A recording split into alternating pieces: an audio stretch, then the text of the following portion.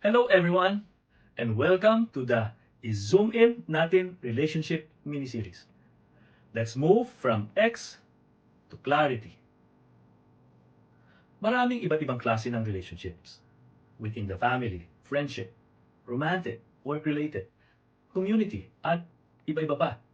May range ang degree ng relationship, from casual to very deep.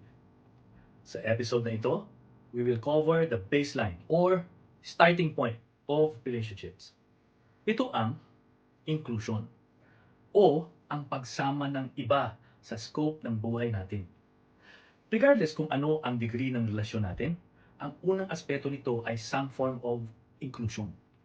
Ang keyword ay include. Consciously, ini-include natin ang iba.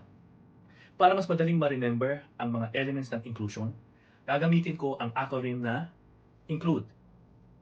I for I. Inclusion is a conscious act. So it starts with you or the big I. Aware tayo kung bakit natin gustong magka-relasyon.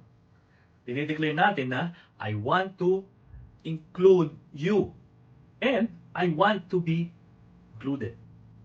Meaning, inaako natin ang kagustuhang pumasok sa isang relasyon. Tayo yon. Walang pumipilit o nagpe-pressure sa atin. Kasi, may option tayo not to be in a relationship. Next is N for need. Ang relasyon ay nakasalalay sa fulfillment ng iba't ibang klase ng pangangailangan. Maaaring emotional, financial, physical, social, intellectual, and other types of needs or combination ng mga ito. If needs are not being met, malamang hindi magtatagal ang relasyon. Maaari magtiis hanggang sa sumuko na lang one day. Pwede ding patuloy na nagho-hope na may magbago. And in the meantime, hindi tayo happy. At dinadala nating isang malaking burden ang pagstay sa relationship. Therefore, needs must be taken care of. Otherwise, the relationship will be shaky. Ang susunod ay C for connect. A relationship starts with the meeting point. Family, work, passion, attraction, social, political, and a host of other similar dimensions of life. You may also have noticed that, these days, nire-redefine na ng marami ang meaning ng family. Kahit hindi ka dugo, kinukonsider na family. Because relationship is a lot about emotional and mental connectedness. But more than whatever the starting point is, sa core natin, naghahanap tayo ng productive connections. Yung relasyon na feeling safe tayo, nag-grow, nakaka-inspire. Next is L for learn. Ang golden rule ay, do unto others as you want others to do unto you. Sa pag-include ng iba sa buhay natin na mas malalim, mukhang maaari natin idagdag ang platinum rule. Treat others the way they want to be treated. Ang focus ay nasa other person, hindi sa atin. Meaning, i-learn and i-discover natin kung paano nila gustong i-treat sila. This way, we are expanding and growing by understanding someone deeper. At dahil meron silang pagkakaiba sa atin, we will learn new things na hindi natin matututunan by just focusing on oneself.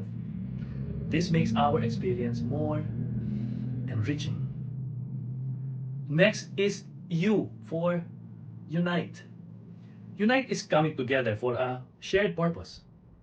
At ang hope ay both parties are aware bakit nila gustong nasa relationship sila. Ito ba ay para mag-fulfillan ng various needs? Ito ba ay para mag-grow individually by challenging each other? Ito ba ay mag-suportahan at mag-complement sa isa't isa? Anong klase ng pag-unite ang gusto natin for entering into a relationship? After unite is D for dedication. Dedication is the willingness to give commensurate time and energy to something because it is important.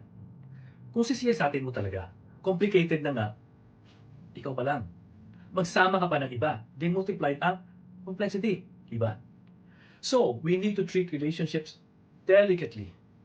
Hindi ito pag nakuha na, that's it. First, ina-acknowledge natin na importante ang relationship na ito. Willing tayo mag-invest ng time at energy para mas satisfy ang both needs at mas maging productive ang connection. Aalagaan at papaigtingin natin ang pag-unite. At wholehearted tayo dito. Dedicated. Lastly, E for enjoy. Para saan pa ang being in a relationship kung hindi naman natin ito na-enjoy? Na-enjoy natin ito as it satisfies our core needs. Masigla tayong nag-i-spend ng oras at energy para mag-build up ang connectedness at mas maging united sa iba't ibang aspeto ng buhay. Ang ganitong uri ng relationship ay nag-stimulate ng pleasant experiences. So, may enjoy natin ang ating relationship. Maaari natin tingnan na yung level ng effort natin in growing the relationship will also determine the level ng enjoyment.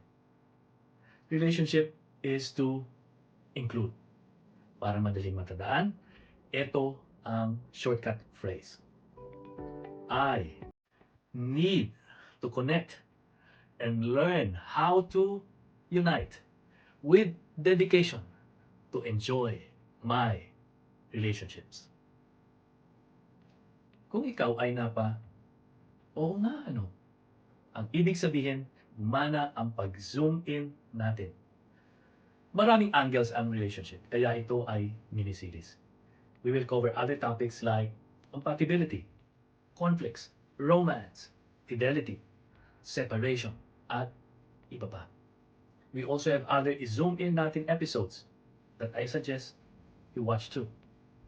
Patungkol sa iba pang aspeto ng buhay like career, passion, politics, economy, at iba-iba pa. We appreciate comments, so feel free to leave some.